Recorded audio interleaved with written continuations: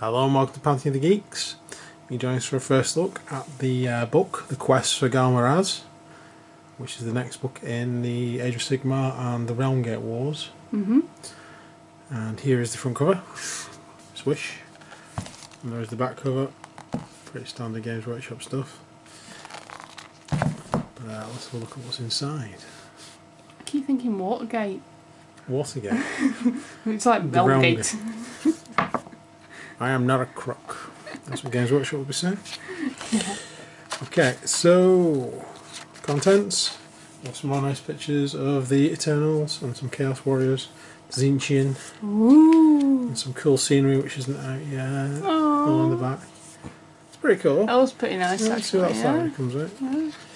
So, Dawn of a New Age, which is basically how it all began. Sort of, this follows straight on from the previous book. So, in the previous book, spoilers if you haven't seen it. Basically, Sigmar sends his forces in. Here it is. Previous book. We did a video on this, a quick one. And this one ends basically in the realm of metal, with them finding possibly Ghal Maraz and Sigmar sending all hell to try and get it back, basically. So this one continues from that, with a little bit of recap of some of the other stuff that happened before, and what some of the other Eternals are doing. These guys are trying to make contact with Ariel, is it? But Nurgle's getting in the way. And then this is a little story of how Sigmar lost his hammer. So he was fighting each of the main generals of the gods. And then basically, so spoilers, lots of spoilers in this. This is rated S for spoilers. You might not want to watch all this video, or you might want to just fast forward to the end if you just want to have a look at the War Scrolls. But in this one, obviously, here we are fighting Nurgle, then we have fighting Slaanesh and Tzeentch, and then Archaon appears, and he hurls his hammer at Archaon, only for the image of Archaon to disappear because it's actually Tzeentch having a laugh, and his hammer goes flying straight into a vortex, and the vortex gets closed, and he loses Ghal Maraz. So Tzeentch having a good laugh, and then Archaon attacks, and that's when it all starts to go pear-shaped for the pantheon of the good guys, basically. And that's when everything starts to fall apart, and then we have the realm gates getting destroyed, and Sigmar eventually retreating to Azir. That's basically the catalyst for everything, him losing his hammer, a bit like Thor, really.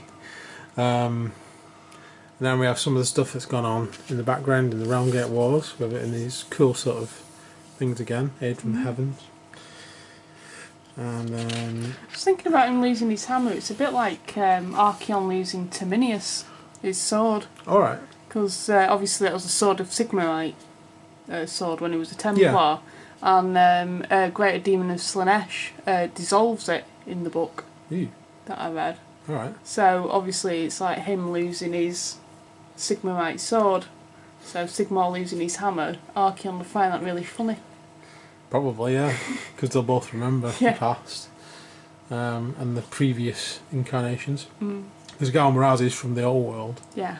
He even says in this that it was still from a world that was before time, created by a race. And it's just like, oh yeah, we know. Those that shall not be spoken of. Yeah. So again, making your mark on the mortal realms, it explains battle plans, which were explained in the previous book and video and stuff. And we have a call to war, which again goes into what's going on, basically. And we get to find out a few little extra bits about some of the characters. There's the Lord Castellant, and then we find out a bit more about him. And we find out a little bit more about Ionius Cryptborn, that he was actually a prince of the realm of Sheesh. And he's still got his soul's actually still scarred by the claws of the great necromancer, but a bond of brotherhood exists between him and his Lord Celestiant. That guy. Yeah. So this guy is actually one of Nagash's lot. So the fact that his face Hence why he's got a skull. Yeah, and it doesn't look like just a normal skull, it's like a vampire skull. I always thought that. So, but it says here, it actually gives his name. His name was Eonid Vendenst, a prince of the Amethyst Underworld. So he could have been a vampire. He could have been anything. But he was obviously to do with Nagash's lot, but Sigmar brought him back. So that's because he's a real cool model as well. I like him, Clipboard. So it tells you about the Lost Warhammer, and that's not the last edition of Warhammer. That is actually Ghal Maraz it's on about. And the Lord Celestant Thossos Bladestorm, who is, I think he's from one of the other... Oh yeah, Celestial Vindicators. So those were the ones that were sent to originally attack the Realm of Metal in the last book. The guys who I was actually going to paint, but then changed my mind. So they send it after the Realm of Metal. The quest begins. Here's a picture of them. Then we have a look at the Heldenhammer Crusade. Gives you a quick look at the sort of Realm of Metal with the moon, the Alchemist's moon, the Argentine. We've got the Vitrix, the Crystal Cockatrice. That sounds weird. And then we've got loads of different places. This is set a lot like the Realm of Chaos was, if you remember. So it's not really like a world that they go into, it's a realm. So it's weird. I like the way it's set out. It's pretty cool. It's not like each place is a world. It's like a part of the Realm of Chaos almost. When you see the Realms of Chaos, that's what they look like. They're all these weird bits above each other. So this is the Lands of Metal, basically. Tzinch has got his claws into it. Which is ironic, really, because metal tends to be resistant to magic. For why I went for it. So, a lot of background information. This is about as far as I've actually read, up to seeing Ghal Maraz, which used to be the old cover of the Warhammer 7th edition, I think it was, or 8th. Correct me if I'm wrong. There's some nice little cool stories about the Silver Maiden. I won't spoil that one for you. I'll let you read that one yourselves. But these are all like new characters. There's very little. There's a few little references to the old world, but they're putting in all the new characters and everything now. So there's not a lot. Because I actually thought Cryptborn might have been one of the heroes from the old world. Yeah. Maybe even a vampire. Maybe even like a Manfred. Maybe. Or what was his name? Vlad. Oh, Vlad. Yeah, one of those kind of people. But no, it's a completely different character and. I suppose that's good in a way that they're progressing the story on all the yeah, in one characters. respect it's really good. But I hope we don't lose the other characters completely because a lot of them are very cool. So then we have the battle plan. So again, like in the previous book, specific situations, rapid assault and desperate redeployment with specific sort of armies, but they can be used for any army because they're basically like missions. But if you're playing through, obviously, this kind of thing, you get to see these new battlefields and the new rules for each of the missions as well. So, for instance, this one on the first turn, the ambusher decides who will have the first turn. There's no need to roll, and summon by slaughter at the end of each turn. Take one dice for every 5 models that were slain during a turn. Split these dice equally between the 2 players, with any remainder going to the player whose turn it is. And starting with the player whose turn it is, players alternate picking enemy units and rolling one of their dice, selecting a different enemy unit each time. The result is equal to or less than the number of models in that unit. It suffers D3 mortal wounds. So basically, everyone's getting battered a bit though. But these are just like the old kind of missions, stuff like that. So you can use these with any armies in any situation, but you can follow it through and obviously get the sort of like saga of the Realmgate Wars going. So at time of war, we've got the special rules that can be involved in this book. Got Storm of Sigmar and Legions of Chaos, which I think was in the previous book because it looks really familiar. That Overthrow Tyrants, yeah, and then the Reign of Sigmar. Yeah.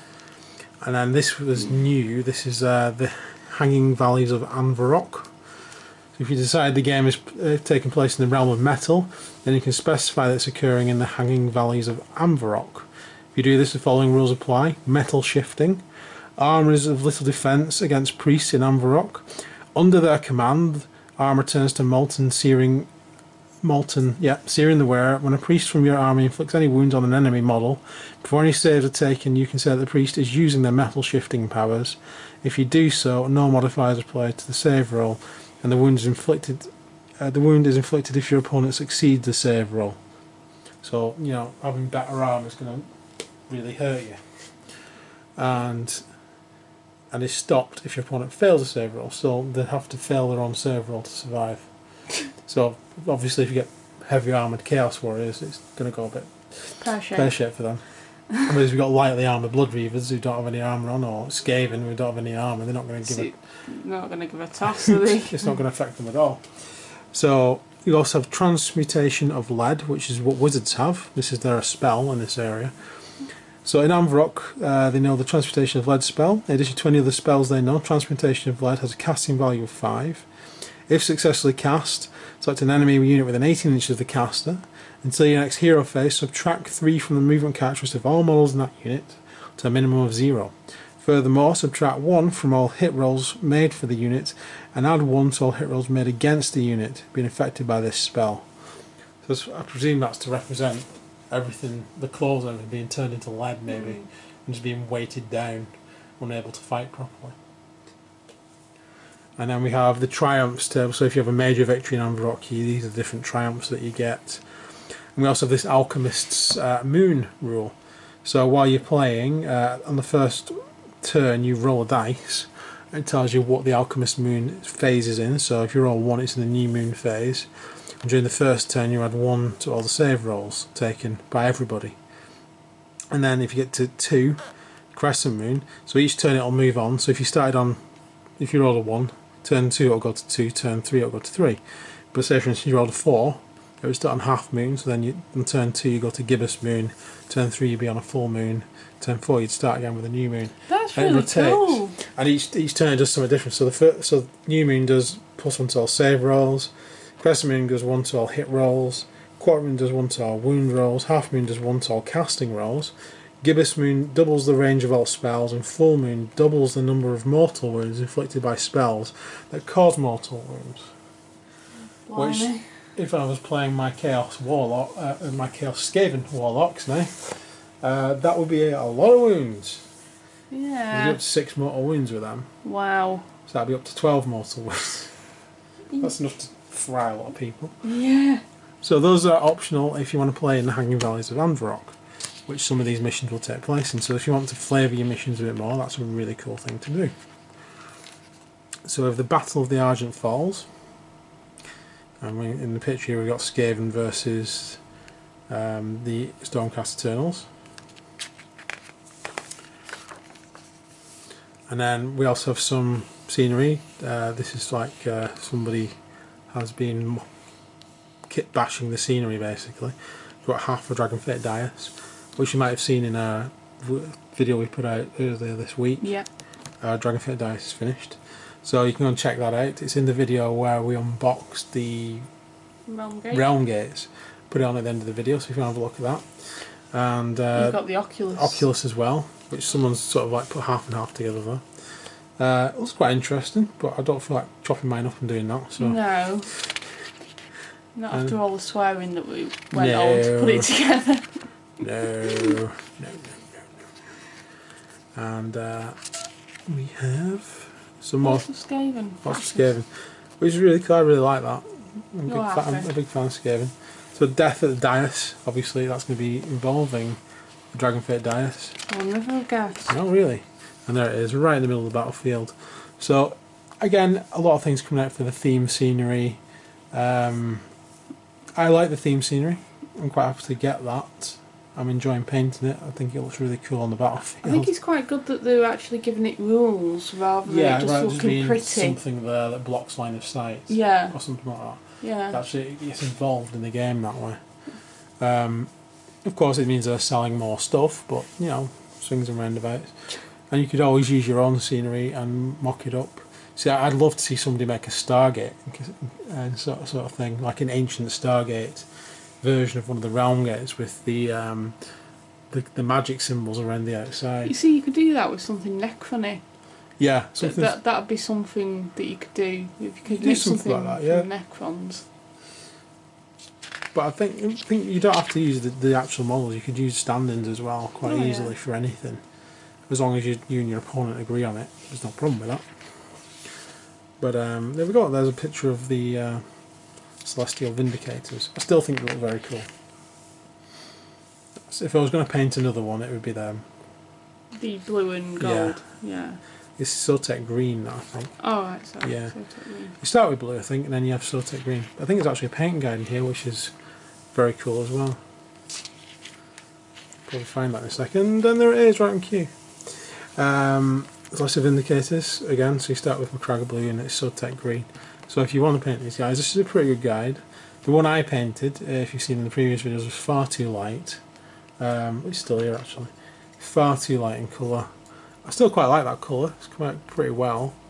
But that's more like Ghal blue and everything on top of it, with Potg being the base. Potg's kind of the main colour on this, so it's a lot darker. But yeah, that's the reason. Probably one of the reasons I changed my mind and didn't paint them, because I wasn't quite sure. You weren't happy with the colour, were you really? I like the colour, but it wasn't the colour I wanted. Put it that way. I wanted this colour, but obviously it's easier to achieve because it's just Potg green, then ink it, and then there we are, pretty much done. So if anyone's trying to do that, it's a pretty good guide in there. And then we have the Blighted Realm. So these are the guys trying to reach Alial, I believe. So this is Nurgle, who's decided he wants this place for himself, which is no shock really. And the Lord Celestant guard us. And the Castellant Grinnim.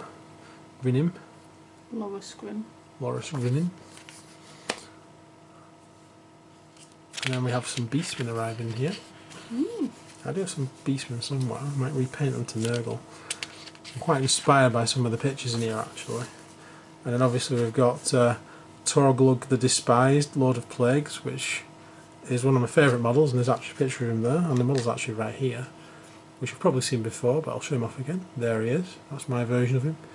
And of course he's just a standard Chaos General. He's not been named or anything dude, isn't he? He's just some dude. Some dude that will blow your mind. Yeah.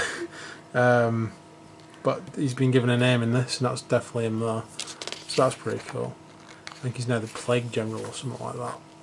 And we've got the Blair of the Dirgehorn, and we've got another look at the realm here. So that's what that realm looks like, which is pretty cool. I like the way that's shaping up. If only we had some treemen, that'd be awesome. Then we've got Gutrot Spume, Lord of Tentacles. We've got pictures of Beastmen here. Yeah, I've not read this far into the book yet. I'm going to have a good read of this later on. But this is just a first look at what's in here. And then we've got Spellbreakers, which is another battle going on. So again, if you're following these battles through, you can now play the battles in this realm as well. Stopping the Rot. Skaven are here. Quan Pestilence. Catskick, the Red Boil. Lovely. Ooh. Lady of Vines. Verminlax the Corruptor. Out for the Glade. With giant walking trees, very Lord of the Rings esque. Yeah.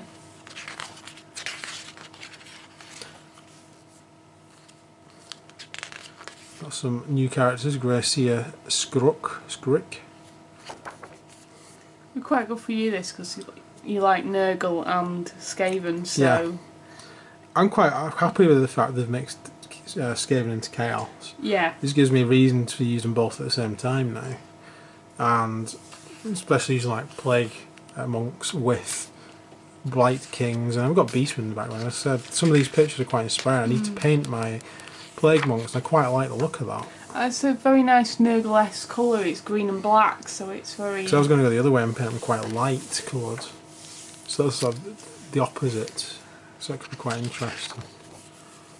And of course they also show different pictures of different armies, because like I said, you can play these battles with anybody. So here we've got the undead fighting Slaanesh. So they're just showing you different things going on. And here's one of the cool pictures, because we've got the Magoth Lord there, Twiceborn, who I still need to paint. Yeah, we've got them upstairs. We've got some Beastmen, like I said, there we are. I need to stick them together and base them, because that has inspired me to do that, put them with my Nurgle guys. And then we've got obviously the Skaven, and we've got some demons, Plague Bearers, and in the back we've got the Putrid Blight Kings and some Chaos Warriors.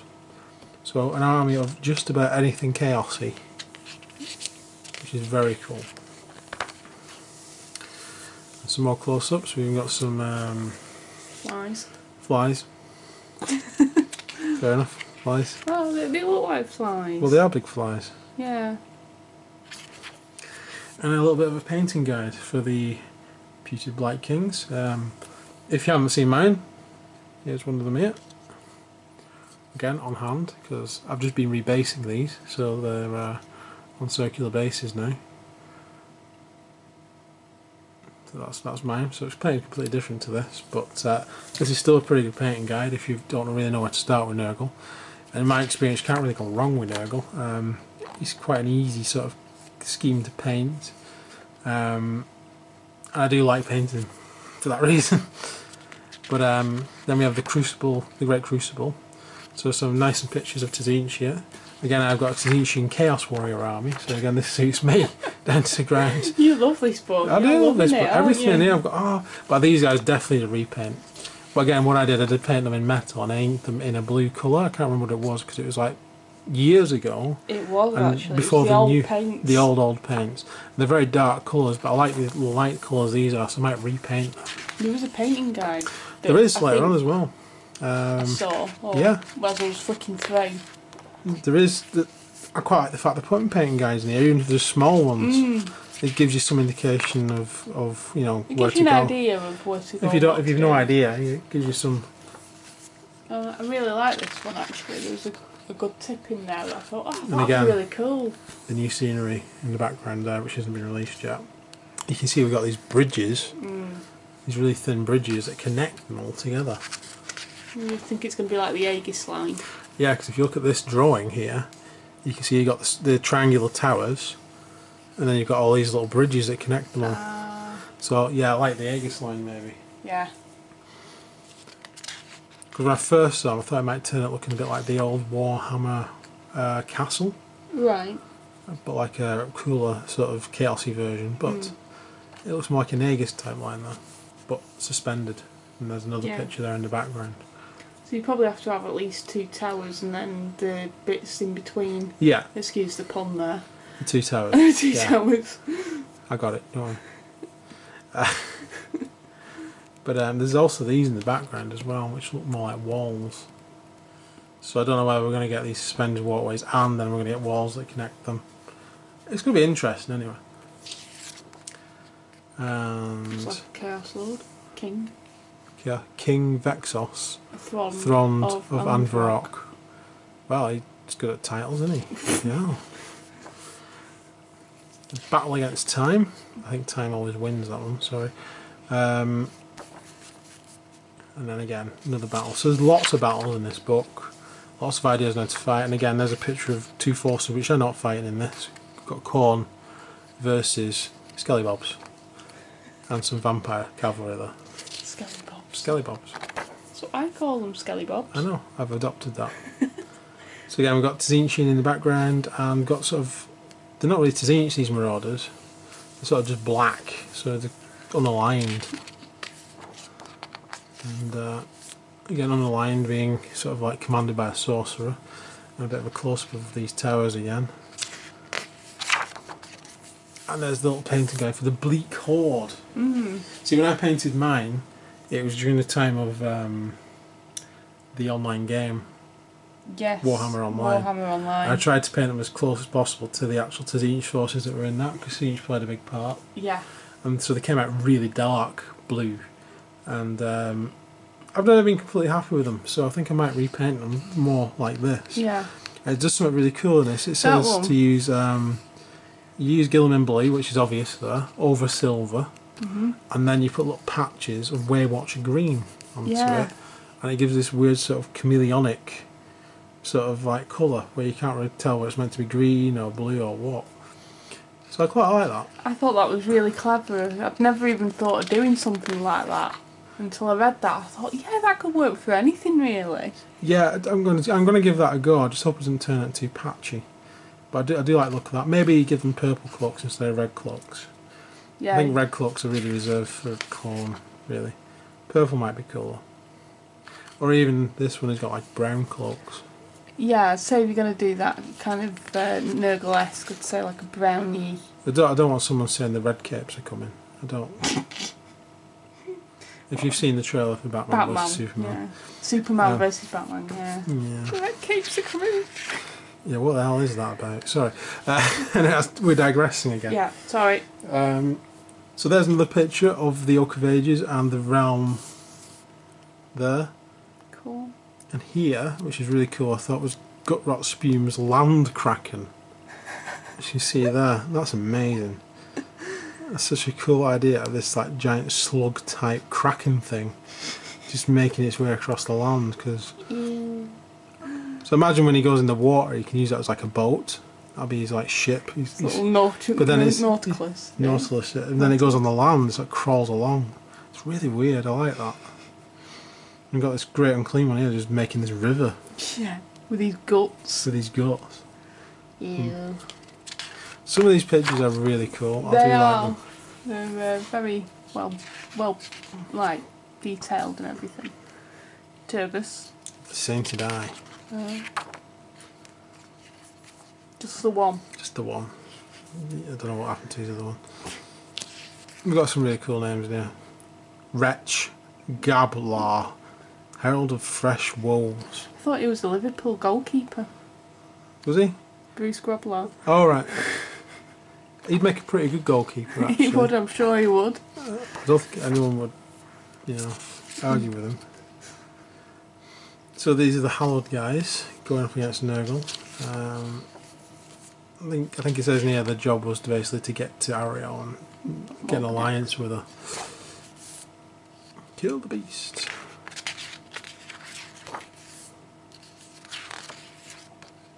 So this one's got like a split up battlefield there. Which is an idea I've been toying with. Sky and the land. Yeah, which is like an idea I've been toying with since I saw the portals, where you can split a battlefield up and have like you can only get to certain parts through the portals. So I don't know what the what's going on here. Units on the Sky battlefield can move, shoot, and charge and fight as normal, but move 6 when they pile in rather than 3. So there's different rules for playing on different parts. That's going to be an interesting one. I like that. That's clever. Yeah. So at the time of war, so again these are the rules for using some of these. So we've got Rot, Water, Blight.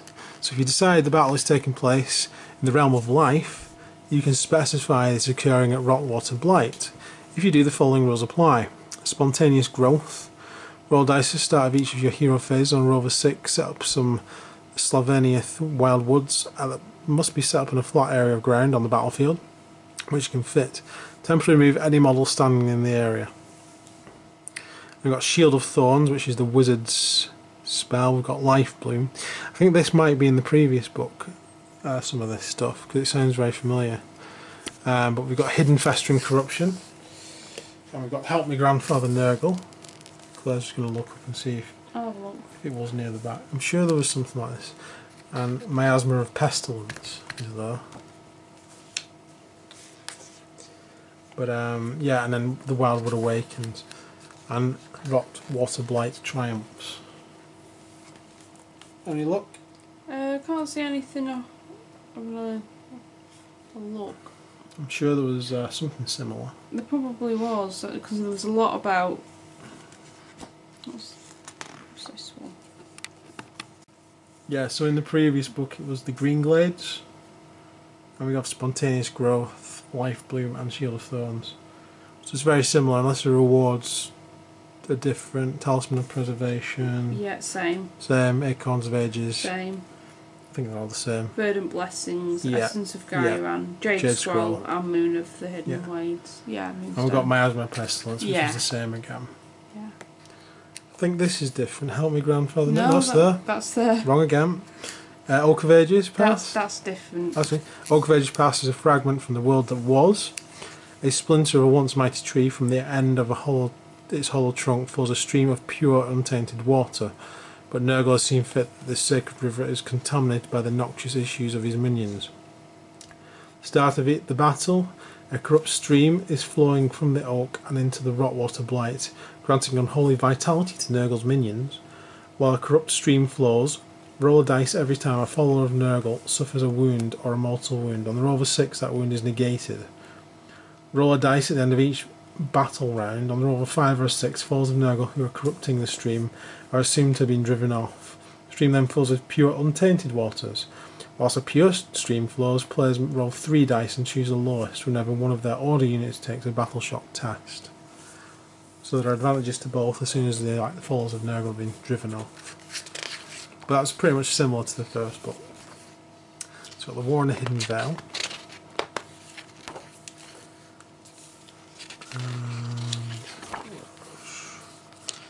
Little bits on Plague Swords. Ariel, Queen of the Radiant Wood. There she is. Very Galadriel looking there. Storgoth the Summoner of Vile Rains. So Maggot Fangs there.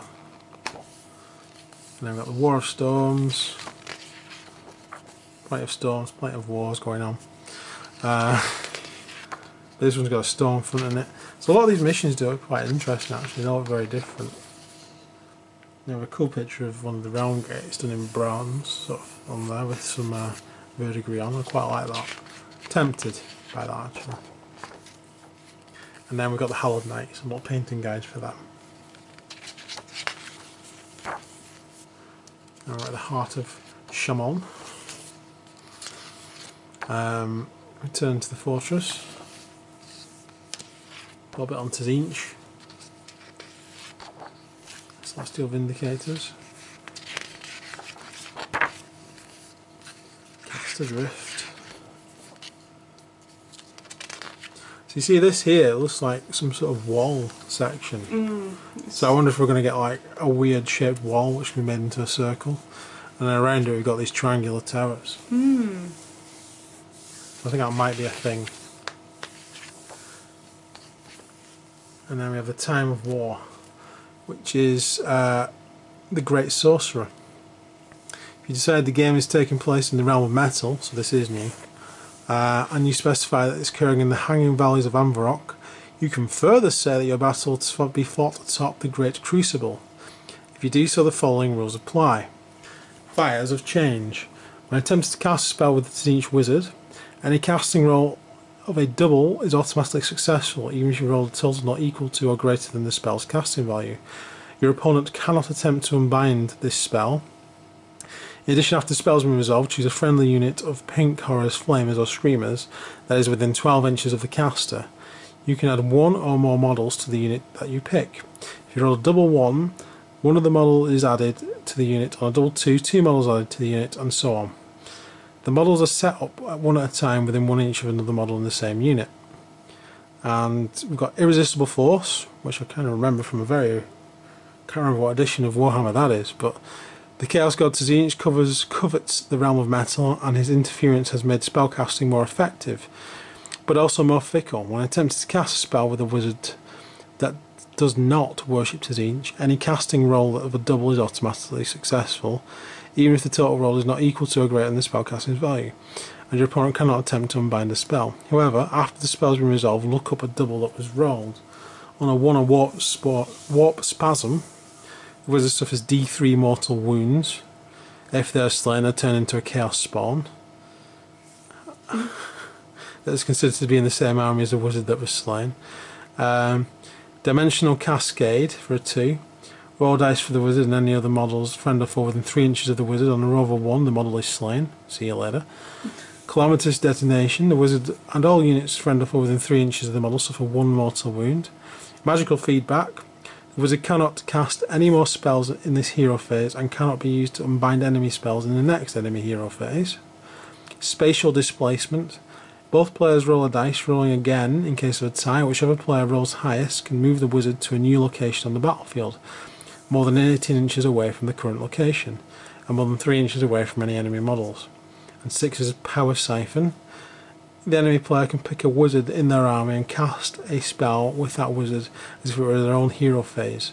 The spell cannot be unbound if it was successfully cast. Okay, so we've got All Praise Lord Tzinch. Once during the battle, if Tzinch wizard is slain, you can beseech the Changer of Ways for help. If you do so, roll a dice before removing the model. On a roll of 4 or more, Tzinch plunks the Strands of Fate, and the wizard is not slain. He said he has all of his wounds restored, On the roll of a 2 or 3, the wizard is slain and removed as normal. On a roll of a 1, teacher's fickle gifts prove all too effective, and the wizard is slain and replaced by a chaos spawn. Then we have the Demon Gale. You must roll on the Demon Gale table at the start of each battle round before determining who has the first turn. The roll will result in the unit of demons being summoned to the battlefield. Before the summoned unit is set up, you must determine which army they join. If one general serves Tzeentch and the other does not, then any demon summoned as a result of the roll count as part of the Tzeentch general's army. If neither or both the players serve Tzeentch, each player rolls a dice. Roll again if tied. If the demons join an army of the player that rolls the highest. So summoned units can be set up anywhere on the battlefield, but all the models in the unit must be set up more than 3 inches away from enemy models. Then we have 2d6, and on 2, any units that have been summoned in previous rounds are banished. 3, the blue scribes are summoned to battle. If they've already been summoned, reroll. 4, 1 herald of Tzeentch is summoned to the battle. 5, 1 unit of up to 10 flamers is summoned to the battle. 1, and then 6, 1 unit of 10 pink horrors. 7, 1 unit of up to 20 pink horrors of Tzeentch is summoned to the battle. 8, 1 unit of up to 30 pink horrors of Tzeentch is summoned to the battle. 9, 1 unit of up to 10 screamers of Tzeentch is summoned to the battle. 10 is a burning chariot. 11 is the changeling, and 12 is a Lord of Change. Blimey. And I've heard there are going to be some new Siege models coming out soon as well. Well, God, because he needs some, to be quite honest. He could do with some new ones. He's not got an awful Certainly lot. Certainly needs a new Lord of Change. Yeah, he's not got an awful lot out there other than screamers and stuff. I keep looking at Bloodthirst and being dead envious. He's huge compared to any of the other greater demons. Yeah. So Betrayal and Triumph. We've got a picture of Odin, Sigmar, the Emperor here, holding Ghal Maraz. So again, that's a big spoiler, whether he gets it back or not. I wonder if his wife plats his beard for him. Of course she does. He'll do it himself. Sigmar. Legends of War. So here's the War Scrolls. A lot of you may have been waiting for. I'm sorry if you have been. I've been going on a bit. So War Scrolls. Again, we have the same old War Scrolls. The Lord Celestant and one on foot, one on Dracoth. We have the Lord Relictor and Castellant. Liberators and Judicators. We have Retributors and Protectors. We have Decimators and Prosecutors. Again, these just the known prosecutors, there's nothing new about them. I was wondering whether they were going to bring a box set of these out soon. Yeah. I'm sure I saw a picture of one that had a spear in his hand. I'm sure I did. And then Gryph-hounds, and then we're on to the Mighty Lord of Khorne. Right. Not familiar? Yeah, he does. The Exalted Deathbringer. That looks a cool model. Which is new. It's not out yet. I think that's going up today. I think I saw it before. The Exalted Deathbringer. And I think it'll be out next weekend, so you might get to see him next week. Yeah. You like that model a lot, don't you? I do, yeah. It looks awesome. I'm not sure where he actually comes with different weapon options, because he's got different weapon options in the... He's got a Bloodbite axe and a Ruinous axe. Or he can have a different... it's either this axe and this thing here, the Skull Gouger, yeah, or an axe and a shield. Right. So, and the axe comes with a shield does 6 attacks. Shield. Yeah. So this is like a two-handed axe, which does less attacks, harder to hit, but then it's easier to wound and does more damage. And then you have the Bloodbite one, which does a lot more attacks, is easier to hit, but harder to wound and does less damage. So, 2 ways you can do it. I don't know if he's going to come with all those options. It'd be cool if he does. Then we've got the Bloodsecrator. Again, nothing new for him. We have Blood Reavers, which is the ones that were out today as well, which will be on another video. If you haven't seen that, take a look at that. We unboxed some of them, quite cool, and we gave them the Meat Ripper axes. We did, yeah. The Blood Warriors, nothing new there. I'd say nothing new. There's a Gorglaive, which Gore Axes and Gore Fists is what they're armed with.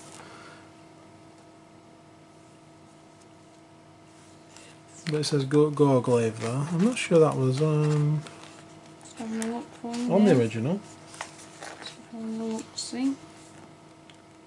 Blood Warriors. No, we've just got Gorax. So that indicates we're going to get a new box of them at some point with Gorglaives. The Gorglaive, which is easier to wound and does more damage. But I bet you it's a two-handed weapon, you don't get to use the gore fists. I put money on that. It'll replace both weapons. It's probably like a two-handed weapon, because at the moment they've got gore axes and gore fists. Yeah. So they're getting their attacks, plus they're getting the gore fist extra bit. So you'll probably lose that for a gore glaive, but you're going to be wounding on a 3+ and doing 2 damage, and -1 rend as well. So that's probably worth it, to be fair. And then we have Wrathmongers, which Claire's dead chuffed about. Yay! We need to rebase those of yours. We do, actually. And you need to finish painting them. Yeah, I got halfway through doing them. Yeah. The Plague Priest. Yeah. Who's the Plague Priest that's from the Plague Furnace. It's cool. And then we have Plague Monks. Again, these are all rules that have been out for a while. I don't think I had a look through. I couldn't see anything different in the book as to the ones on the Age of Sigmar app. It's nice to have them in this format, but it's not really necessary because when I've been playing the game, I'm going to be using my phone. But it's interesting to see it in this format. I'd rather see new stuff though. Verminlord Corruptor, Glockkin, Morbid X Twiceborn. Doesn't have his other 2 brothers in this though. The Lord of Plagues, there he is again. And the Gutrot Spume. Some Putrid Blight Kings and some Nurglings. Finishing off with a Chaos Spawn. So all the stuff that's actually in this, really. But nothing new War Scroll wise. Then we have the battalions, which is the Thunderstrike Brotherhood, which we've seen before. The Devastation Brotherhood, which is Retributors, Protectors, Decimators and Prosecutors. I think that's been on the app. But if you haven't seen it, it's basically one each of those units. And you get Crushing Assault. All the models from the 3 Paladin units in this battalion inflict wounds in the same enemy unit in the same combat phase. That unit suffers a further d6 mortal wounds at the end of the phase, as warriors are smashed to the dirt and trampled beneath Sigmarite clad footfalls. Got the Heralds of Ruin. If you're hero phase, you can pick an enemy unit within 9 inches of the Brotherhood's Prosecutors until your next hero phase. While the Prosecutors are within 9 inches, the unit subtracts 1 from its bravery in addition before it moves. In the movement phase, roll a dice and subtract that many inches in distance it can move. So there you go. And then we have the Annihilation of Brotherhood, which is the Lord, Relictor and 3 units of Retributors. Just let you have a look at that. Cool. Then we have the Chaos one, which is the Vengeful Skull Hunt, which is a Mighty Lord of Khorne, an Exalted Deathbringer, a Blood Secretor, 1 unit of Blood Warriors and 1 unit of Wrathmongers. And you basically pick an enemy hero on that, and everybody within 12 inches of him does 1 extra attack, and if you manage to kill him, then everyone does 1 extra attack for the rest of the battle. And if you lose an entire unit of your guys, then everyone gets an extra attack for the battle. Because Khorne doesn't care where the blood comes from. We have the Pestilent Claw Pack, which is a Plague Furnace, a Plague Priest and 3 units of Plague Monks, which is awesome, because that's pretty much what I've got for them. That's handy for you then. Which suits me. Right. And then we have the Bringers of the Rot Smoke. I don't have a Corruptor, unfortunately, and I don't have another Plague Furnace. Well, I got the one that would be in that unit. I do have a Realm Gate now, though. That's it. And did I see on the Games Workshop site there's you can buy that as a whole kit kind of thing? I believe it's on the website. Yeah. I believe so. Yeah. We've got the Blighted Warband, which is 1 log of plagues. Check. 4 units of Putrid Blight Kings. No, I don't have that. Well, we've got 1 and 2 Chaos Spawn. I've got plenty of Spawn. I'm not buying 3 more units of Blight Kings just to field that, unfortunately. But it is very cool. If you've got them, use it. And then we've got Nurgle's Deluge, which is Morbid X Twiceborn. Yep. 1 unit of Putrid Blight Kings. Yep. And 3 units of Nurglings. No problem. So I might be fielding that as well at some point. That's a cool one. Deluge of Nurglings. So I've set up Nurgling units from this battalion in the battlefield. You can place them to one side and say they are set up as part of Nurgle's Deluge. If you get movement phase, you can unleash up to 2 units of Nurglings from the Deluge onto the battlefield.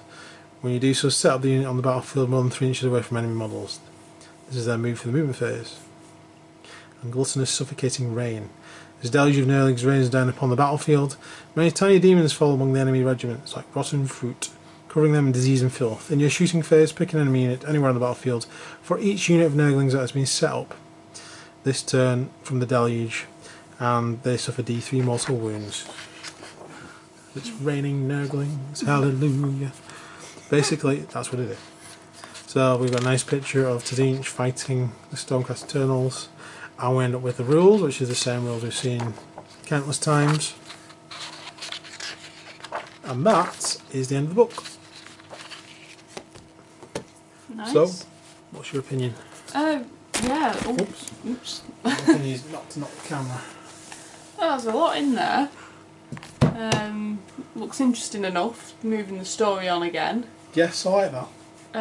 Obviously the first book was very Khorne-esque kind of thing. It's all about Khorne and...